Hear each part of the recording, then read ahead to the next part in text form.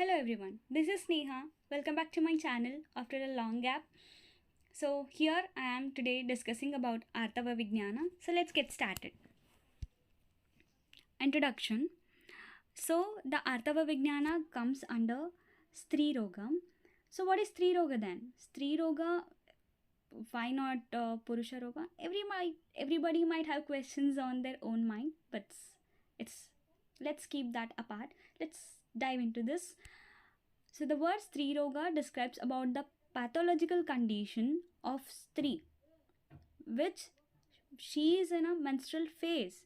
It clearly denotes that genital and perigenital problems specifically limited to women starting from her menarche to the menopause. So this is all about the speciality of Streeroga. So Streeroga also has a list. So some diseases are like Yoni Vyapad, Artava Vyapad, Pradara, Vandyatva, etc. So we will all discuss in upcoming videos. So let's see. Today's concept is all about Artava Vyapad. So what is Artava? We are discussing about the Artava Vijnana, right? So what is Artava? Ruto Bhavati Artavam.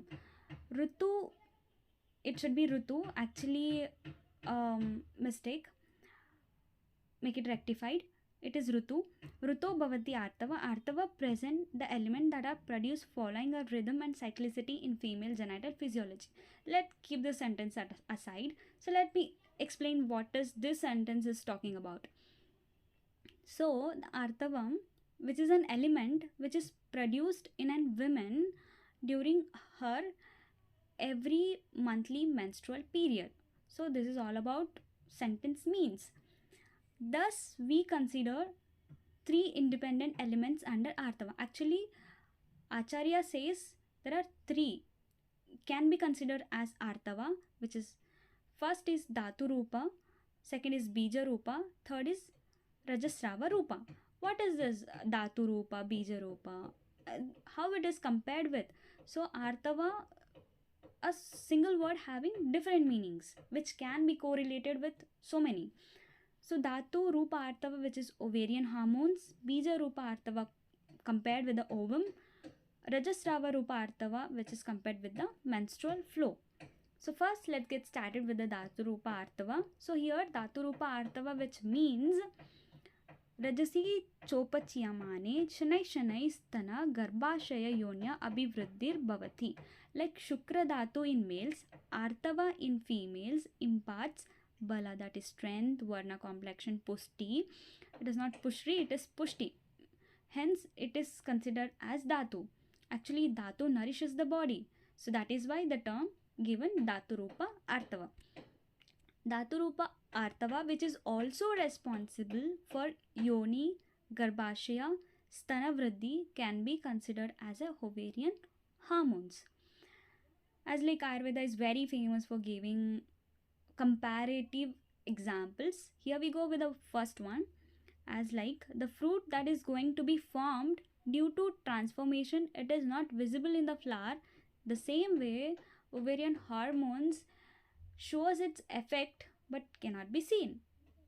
I guess you understood the sentence. Let's go with the next sentence. He gives the second example with a fire and a wood. The fire that is going to be aroused, the fire which is going to be aroused in a future cannot be felt in a wood without efforts. Okay, so here similarly the Shukra in male and Artava in female are visualized only after attaining a proper time and growth affected by the previous deeds, as Ayurveda always go with the previous deeds also. Next, it can be compared with the ovarian hormones, as I said, and estrogen, progesterone, and androgen can be considered as Dhatu Rupa. So first is estrogen. As you know, this estrogen is a steroid, and predominantly it can be found as a estradiol and to a lesser extent of a estrone. We can see site of production is mainly it is seen in theca and granulosa cells of follicles, and you must know what is theca and granulosa cells, as you must know proper anatomy of the follicles. or anatomy of a ovary, and some cells after luteinizing forming a corpus luteum. Next comes progesterone. It is also secreted from the luteinized theca granulosa cells of the corpus luteum. A trace amount is, however, secreted from theca granulosa cells of follicle. Please go through the follicular development of ovary, so you might know what is I'm talking about. So, what is the metabolism of this? It is metabolized in the liver and secreted through the urine, mainly excreted as an sodium pregnadiol glucuronide. Mainly shortly, it can be said as pregnandiol. Okay. So next is ovulation. Okay, that is bija rupa artava utpatti. Compared with the ovulation, pushpabhutam hi tader masi pravartate.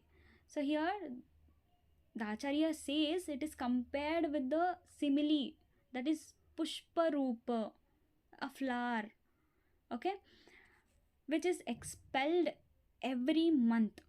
Don't confuse with a menstrual flow. It is not a menstrual flow. It is pushparupa, that is ovum. He is comparing with the ovum monthly due to pachana karma of the pitta. Pushpa represent the bija which participate directly in the act of fertilization to form garbha. So what is ovulation then? Ovulation is nothing but expulsion of the ovary, expulsion of the ovum from ovaries, a central event of a female reproductive physiology governed by HPA axis in healthy ovaries with normal chromosomal pattern.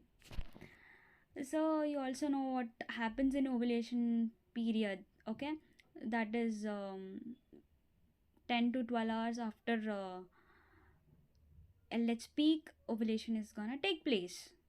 Okay, on the 14th day, the egg is gonna released, and then you know that thing which is forming ovum is how the ovum is formed, how it is ready to get fertilized. You know that oocyte, primary, secondary, it produces a polar body as well, but that polar body gets fragment and get disappeared.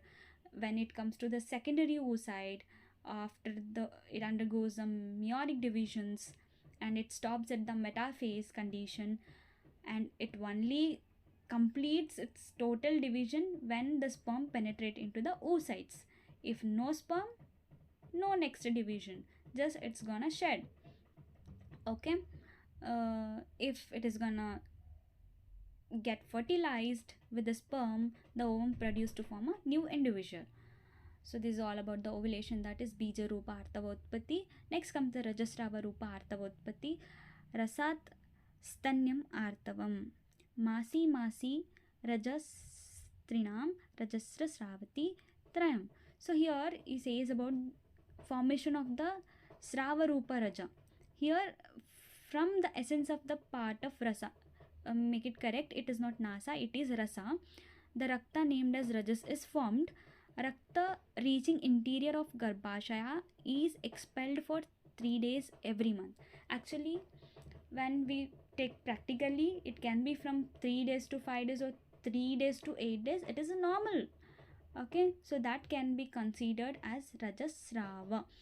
So this every month the aggregated Rakta is formed from the Rasa.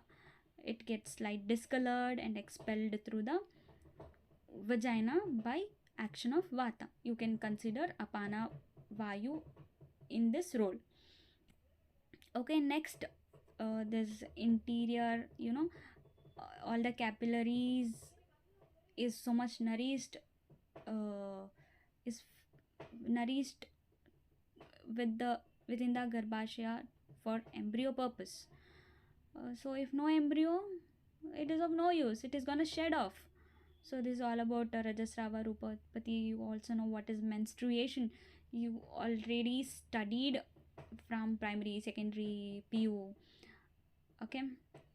So let's get back to it. We'll have a rough sketch. Okay. It mainly has 3 phases. So let's dive into the first phase, that is follicular phase. Here what happens mainly it is from start from the end of the menstruation, that is fifth end of the fifth day, or starting from the sixth day till a 14th day. That means fifth to 13th day you can consider as a follicular phase, where for the maturation of the follicles to form a ovum, what are the things or changes gonna happen, what are the hormones uh, is involved, what are the physiological changes in female reproductive system. This is all about the follicular phase. And secretory phase, mainly secretory phase says about the secretions. So mainly here what happens in this phase, it's begins from the ovulation and lasts till the menstrual phase. So from 14th day till 28th day you can consider it as a secretory phase. During this phase ovum is produced, and then after that estrogen, then so many protein, eosinophilic protein rich secretory products in the glandular lumen is also secreted, hence it is tagged as secretory phase. So next, the menstrual phase, it begins in the absence of fertilization. Actually, if there is an entry of sperm, the ovum gets so happy and it is ready to get fertilized and embedded in the endometrium wall. But when there is no sperm, ovum is so depressed, it is so depressed, it is going to have a suicide, that kind of story we can create. The menstrual phase begins in the absence of fertilization. By the day 23rd menstrual cycle, the corpus luteum begins to degenerate. Okay, so that all the hormones gonna decrease, hence endometrium undergo involution. This is mainly concept, I just give a little story, don't consider it very seriously. For your understanding purpose I just said that. So as you know that spiral arteries supply more blood to the endometrium wall, and due to more vasoconstriction it undergo ischemia. Okay, ischemia, and causes apoptosis of the functionalis, which is a part of endometrium. So it is gonna apoptize and slough off, so it is sloughed, and there is a menstrual bleed. It lasts for 3 days or 5 days or 8 days. So this is all about endometrium shedding of the endometrium wall. So next is you can see what are the things or what are present in the menstrual flow. You can see leukocytes, you can see endometrial stroma, or RBCs. You can all see this in the menstrual flow. This is all about three independent elements of Artava. This is all about Artava Vijnana. So next comes the Rajo Pravritti, which is exciting part of every individual in their life. That is Minarch. Okay, everybody attains Minarch and feels so butterfly in their stomachs. Okay, so let's see what is that. Actually, Shushruta says 12 year as the age of Minarch. Okay, Vagbhatas also accepted that. Kashyapa mentions as 16 years. Obviously, Acharya deals with the kiddos, and he's saying that it is 16 years. And he further says that this age can be influenced by specific ahara and arogya. Actually, nowadays, people getting Minarch at the age of 9, 10, 11, it is due to change in their lifestyle, food, everything. And cholesterol can also influence getting Minarch in very earlier stage.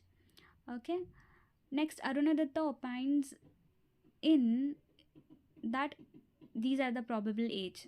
In usual case Minarch may come at 11 year also, he says this.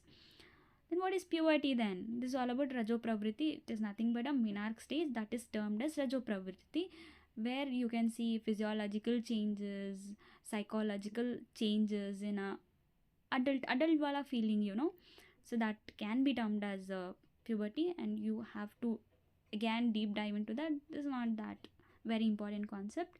But yeah, important concept, you should know that. So let's see what is puberty and end the session. We are about to end the session, so let's finish the last sentence. Puberty is defined as a period of time during which secondary sexual characteristics develop, maturation begins, and psychological outlook of a girl changes as she develops more adult aspect to herself. So this is all about puberty. I guess you understood almost what I explained. If you have any doubt, please comment down. And thank you for listening. And for more videos, please like and subscribe my channel. Thank you.